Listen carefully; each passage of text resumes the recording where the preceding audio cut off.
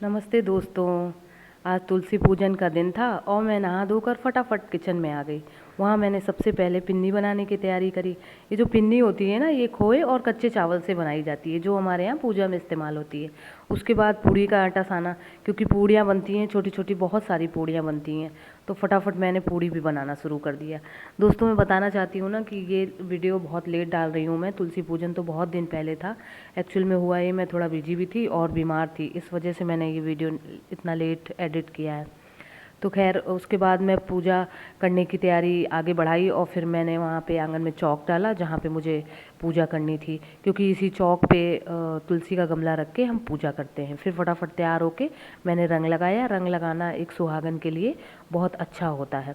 रंग लगाने के बाद फिर मैंने अपना सारा सामान उठाया और मैं पूजा करने पहुँच गई।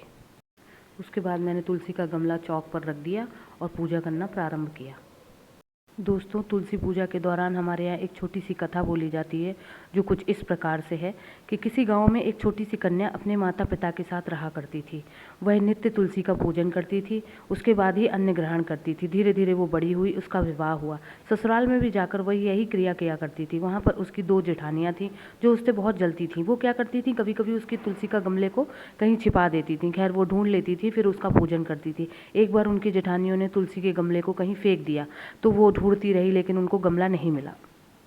तुलसी का गमला ना मिलने से वो बहुत परेशान हो गई। उस दिन उसने अन्न भी नहीं ग्रहण किया। उसके बाद तुलसी माता उसकी भक्ति देखकर बहुत प्रसन्न हुई और वह एक तुलसी के गमले के रूप में प्रकट हुई। उसने देखा, वो बहुत खुश हुई और उसने तुलसी माता का पूजन किया। फिर उसकी जेठानियाँ आई, उन्होंने पूछा कि तुमने आज तुलसी का पूजन कैसे किया, हमने तो गमला फेंक दिया था। तो उन्होंने कहा, नहीं दीदी, आप आइए मेरे कमरे में। वहाँ जाके वो देखती हैं कि चारपाई के चारों कोनों पर तुलसी का पौधा उगा हुआ है, जो वे देखकर बहुत ही आश्चर्यचकित हो जाती हैं और उससे अपनी देवरानी से क्षमा मांगती हैं। तुलसी माता से भी वो क्षमा मांगती हैं और कहती हैं कि अब हम भी आगे से तुलसी का पूजन किया करेंगे। उनको सद्बुद्धि दी भगवान ने, ऐसे ही भगवान सबको सद्बुद्धि दे। तुलसी माता का पूजन करना बहुत अच्छा होता है दोस्तों, रोज़ करना चाहिए। जय हो तुलसी माता की, जय हो।